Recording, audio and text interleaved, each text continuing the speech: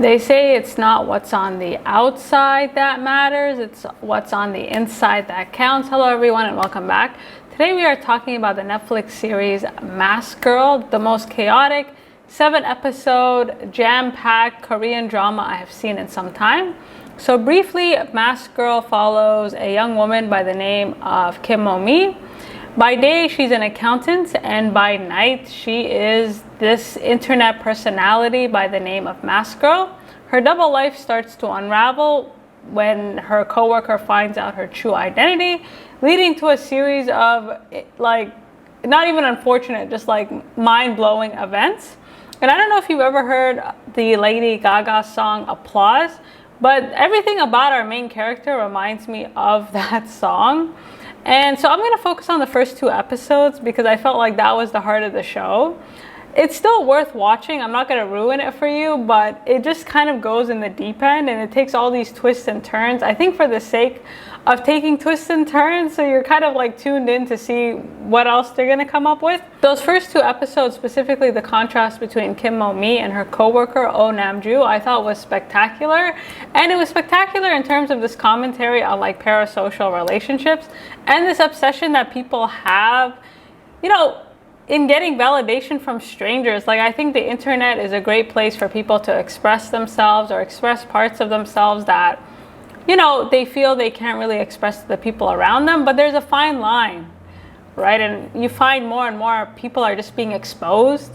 And the thing is, if what you're doing online has to be exposed, like how authentic is the community online? How authentic is that personality that you're portraying online? Like, more and more people have these kind of double lives. Like, again, it's great to, like, the internet can be a great place to actually express who you truly are and find like-minded people. But the dark side of that is, people are creating these kind of identities that, they don't really want exposed in their everyday life. And so as a result, they end up sleepwalking or they're not really present in their everyday lives. And so if you're someone who has an online personality and you're scared of that online personality being exposed, you might want to rethink your whole life. Right, and I felt like these 2 episodes specifically was kind of a great commentary on that, like that kind of fine line. There's a big difference between expressing yourself and hiding who you truly are. And I appreciated the title Mask Girl because that's exactly what she's doing, right? In her attempt to kind of show this other side of her, she ends up actually concealing herself, which hinders not only her online personality, but, seeps into her real life to the point where it pretty much destroys it. So starting with Kim Mo-mi. So from the brief glimpse we get into her life, she always had dreams of stardom. She always wanted to be a performer, a singer. And unfortunately for her, her dreams were quickly dashed when her mother told her that the only way she would ever be a star is in her dreams. And this type of emotional neglect is not really something that you get over. So over time, she started to believe the feedback that she was getting from her mother, from her peers, and she kind of just gave up on the dream. She didn't think it was possible, and she settled as an audience member, as a spectator. However, she still had this desire, this obsession. She says that the sound of applause and cheers is still the thing that she loves the most. So to kind of compensate, she creates this internet personality by the name of Mask Girl. And Mask Girl is really, she stands out. She creates this world where she is performing, like it's very professional. A lot of work goes into this production, right? Like, she's not just another cam girl. And that's the thing, like, it doesn't take much. I'm not going to say it doesn't take much, but, her performance and the level of professionalism that she puts into her shows, right? Like, she really has this desire to be appreciated for who she is. And she has a substantial audience, right? Like, she is making a lot of money from this side hustle, but she doesn't do it for the money, right? She does it for the applause, for these hearts, right? Like, fame is a hell of a drug. But unfortunately for her, because the focus is on her face, she wears a mask, a lot of the people that tune in part because they are wondering what she looks like. It's less about her performance and her desire to please her audience, and more with this kind of fixation and obsession they have with what she looks like. A huge part of Kim Mo-mi's personality and ego really rests on how other people view her, right? She has this desire to be appreciated for her talents, but also to be validated as conventionally beautiful. She seeks attention from all the wrong places, specifically her workplace. And the interesting thing about her character, like, the show, it kind of subverts my expectations, because from what I see of her, she seems very well adjusted, she seems well educated, she goes out with her co-workers, she has a workmate. Like, it's not like she's isolated in a corner and people are like, oh my god, she's so weird. Like, she seems to have integrated quite well, and yet in the back of her mind, it's still not good enough, right? She's still not good enough. And so she develops this fixation with her boss, Mr. Park. And the only reason she likes him is because she perceives him as conventionally good looking. And I think it is true, like, people who are conventionally good looking, people do tend to see them as being more reliable, as being more honest, as being more hardworking. Like, she doesn't know anything about this man, but she creates a whole personality and a whole, like, story that is just not true. And I think it would be one thing if he was having an affair with her and he was trying to get her to keep it quiet, but Mr. Park doesn't notice her at all, right? He doesn't know that she exists. And what's worse is that he's just as superficial as everybody around her, right? Like, he spends his time posting thirst traps on social media, drawing abs on himself to basically garner the attention of people that he feels are more attractive than he is. And so her obsession with him, like, first it's like a work crush, and then it turns it into an obsession. And her likability, like, that's the thing about her character. She gets increasingly less and less likable as the show goes on, because she forces herself into his proximity. And a lot of people confuse physical proximity with, like, emotional intimacy. Like, she kind of tries to get in his space in hopes that he notices her, but he doesn't notice her. And she kind of grows to resent that, right? Like, he doesn't really care that she exists. And she's so desperate for some type of connection that she starts to interpret every gesture, every meaningless act as a possible sign that he likes her. And she expresses her views to her audience, but, you know, half her audience basically believes she's crazy, but they don't really want to be blocked. And so Kim Mo-mi, like, she lives a double life, but the feeling I get is that she wants to come out, right? She wants people to know who the real mask girl is, that she is this talented person. She's not just this boring accountant, but she's afraid that if she reveals herself, she won't get the type of validation that she's looking for. Irony is that the longer that she hides who she really is, the more obsessed that people kind of become. So her life pretty much takes a dive for the deep end when she discovers that her boss is having an affair with her much better looking coworker. And the way that she takes it, like, she takes it so personally. She takes it like, you know, he cheated on her. Like, she really takes it like as an attack on her, to the point that she goes on live stream completely intoxicated, of course getting her account just totally banned and blocked. And, you know, she kind of developed a narrative around this man that simply wasn't true. And rather than move on, she almost becomes even more sad, right? She becomes even more fixated. And the problem is, when she's banned on live stream, she can't really get the validation that she's looking for anymore, right? Like, normally it's her audience that, you know, pleases her and gives her the compliments that she's looking for. But without her audience, without this fantasy of Mr. Park, she really has nowhere else to go. And so she spreads the rumor that basically Mr. Park is having this affair, and this rumor gets him fired. For me, the moment I kind of understood her mentality, or like how desperate she was, is when she spots her boss out one night, like totally intoxicated because he just got fired. He's just totally depressed. He has no idea how his work found out. And she takes him to a hotel room to, you know, detox essentially. And rather than just kind of leave him there, she spends the night like sleeping next to him. And she doesn't do anything, but she's so desperate for that emotional contact and some type of human interaction. Like, she so badly just wants to be seen by someone. that she kind of just goes about it in all the wrong ways. And of course, Mr. Park wakes up and he never wants to see her again. And she tries to reach out to him, right? She tries so hard to hold on to being near him, to being in proximity with him, as if that will somehow translate into some type of emotional intimacy. But again, that's just simply not the case. So now that she doesn't have Mr. Park, she doesn't have her live stream, she goes back to her chat.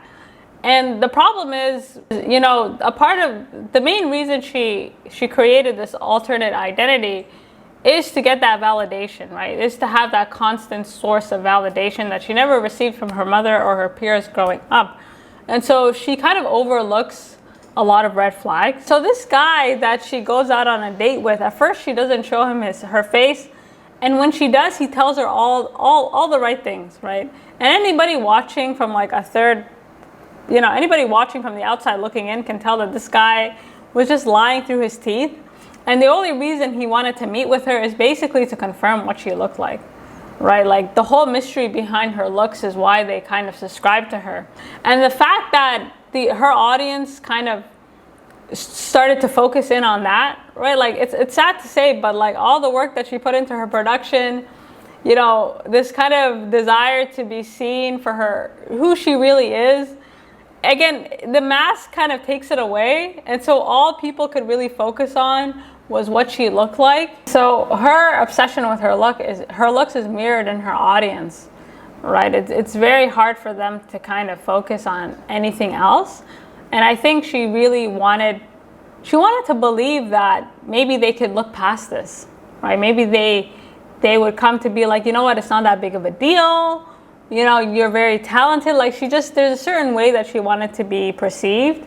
She comes to really believe that the only way she's ever going to get the outcomes that she wants is to be physically attractive. And the irony is that only leads her, like she ends up worse off at the end of the series than she did at the start, right? Like she was doing very well for herself, and then it all just takes it just goes off the end. Kim Mo-mi's downward spiral is mirrored by her coworker Oh Nam-ju. And this guy, you know, he is the polar opposite of her. So growing up, he was also relentlessly bullied. Never really desired the spotlight, right? His only thing was anonymity, right? He comes to work, he minds his business, and he goes home. And so like Kim Mo-mi, from the outside looking in, he seems well adjusted, he seems well educated. He's an accountant by day. And he seems like he goes out with his coworkers. He has a normal social life for the most part.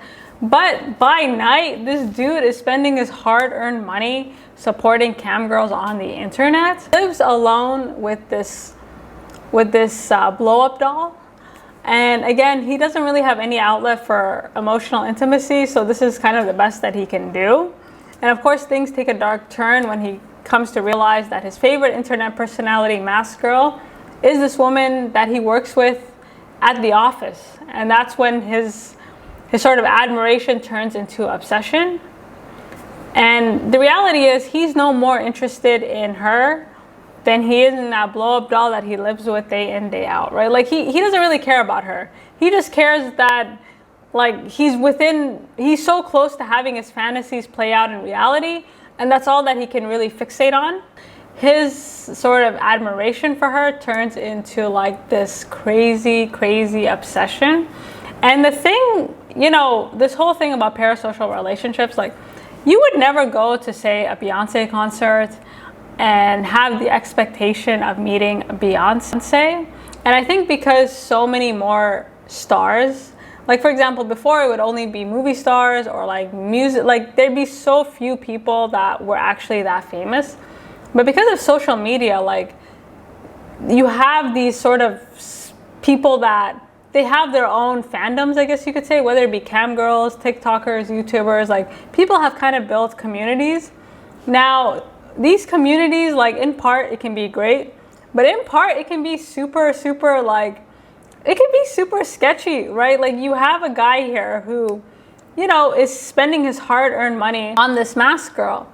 And I do think the internet has become kind of the safe space for people to express, you know, their true selves or parts of themselves that they don't feel they can express in their everyday life around the people, around the people that they see every day. But the problem is, it's like, what is the line, right? Like, the problem with kind of investing so much into these sort of online spaces is that you can end up just totally sleepwalking through your everyday life. Exactly what happens to these two main characters. And so when he finds out that this woman that he'd been sending money to is within like arm's length, within a cubicle away, he suddenly creates this whole personality around her, right? Like, he's not only obsessed with her, but he almost like demands to be with her. He knows everything about her. Like, he creates a whole persona based on like literally nothing. And so he confuses his proximity to her to like he equates it with some sort of emotional intimacy. And someone that was once, again, he's spending time online with women that would never give him the time of day. But suddenly one of those women is really like, could possibly give him the time of day, right? Like, what was once totally out of reach becomes like within arm's length. And so he just starts to watch her obsessively. And this obsession just becomes really, really like dangerous because he starts to grow resentful of her, especially as she develops this crush to Mr. Park. And so all his interactions with her online are not genuine, right? They're super fake. He's telling her what she needs to hear so he doesn't get blocked. And he's hoping that he can somehow draw her closer to him. And the problem is, like, the way he's going about it is, again, it's through anonymity, right? He tries to force himself into her space without her knowing about it. And one of the ways he does that is by sending her a message being like, I know who you are. And of course, this sends her spiraling. She doesn't know who this person is, but he doesn't really care, right? He's doing it to be vindictive and petty. And when he finds out that Mr. Park is having an affair with this much, more attractive coworker, he is so happy. His reaction is just as extreme as Kim Mo-mi. Like, he is so, like, he's like, finally, now that she's not obsessed with him, she has no choice but to be obsessed with me. Like, the way he kind of equates it is crazy. But of course, nothing goes according to plan, and her live stream ends up getting blocked. And so he doesn't know what else to do besides keep tabs at her at work and keep tabs with her online. He has these opportunities to kind of come out of the dark, but I think he's scared that she won't accept him. And she probably would not, right? Like, we saw it at the end that she was just totally creeped out by the whole thing. And of course, he misses his window of opportunity. And this whole thing about he goes out of his way to try and save her from embarrassment. But a lot of the responsibilities and duties he takes on, like, nobody asked him to take on, right? He really kind of takes this kind of role. Like, he starts to do all these things for her, like, as if it's his duty. When he gets to the hotel room and he sees everything that kind of went down, he tells her to leave, right? And in part, I think he told her to leave because he didn't want her to go to jail, but at the same time, I think he was really hoping that by cleaning this up for her, she would be indebted to him forever, right? He was trying to create this bond, but it was by force. So fortunately for Kim Mo-mi, she doesn't actually kill this man, but she doesn't know it, right? She leaves the hotel room, and it's actually her coworker that ends up killing him off. And he never tells her that, he never tells her that this man wasn't actually dead, right? So she goes on believing that she killed this man, and she can't really live with herself, and she quits her job, and she's done, right? She ends up, like, this whole incident is what ends up triggering her to get her plastic surgery. And this last scene between Kim Mo-mi and her coworker was so perfect and was so telling. Like, the veil between entertainer and the person behind the entertainer is getting thinner and thinner. Like, people really will not support you unless they feel like they have this personal connection to you. Like, they confuse the artist with the art, right? Like, they can't really separate someone's work from who they are. And so when that person does something that is contrary to their image of them or their perception of them, they no longer support them, right? And that's exactly the case here, right? Like, with Oh Nam-joo, like, he felt like he killed on her behalf, right? So in his mind, like, they're destined to be together. But it doesn't take much for her to connect the dots and realize the man who had been sending her anonymous messages was her coworker. And so in her mind, he's like everybody else, right? Like, he's no more interested in her than all these crazies are. Like he's not that different. It's the mistake of telling him that, literally answering the door in a mask, basically being like, you don't know me at all. I invested so much time in this relationship, in this fantasy he had of them being together, that he literally couldn't give it up, right? That he attacks her. Like he really just couldn't take the rejection. And again, like he couldn't separate fantasy from reality. Like he really couldn't do it. And so that ends up getting him killed, right? And that sends Kim Mo-mi down this path that ends up, like she ends up way worse off than when she started. I'm gonna ruin the last few episodes, like I'll let you guys watch it, but I felt like these 2 episodes were kind of the heart and soul of the show in terms of like parasocial relationships and how people really pedestalize physical appearance over character. Like again, the internet has become a great place for people to find like-minded individuals to sort of expand their networks, but again, like what is the line? All right, like it's all well and good to have your community online, but if that kind of paralyzes you from living your everyday life to the point where you can't really separate fantasy from reality, then we need to like, we need to rethink some things. So you guys let me know what you think, and until next time.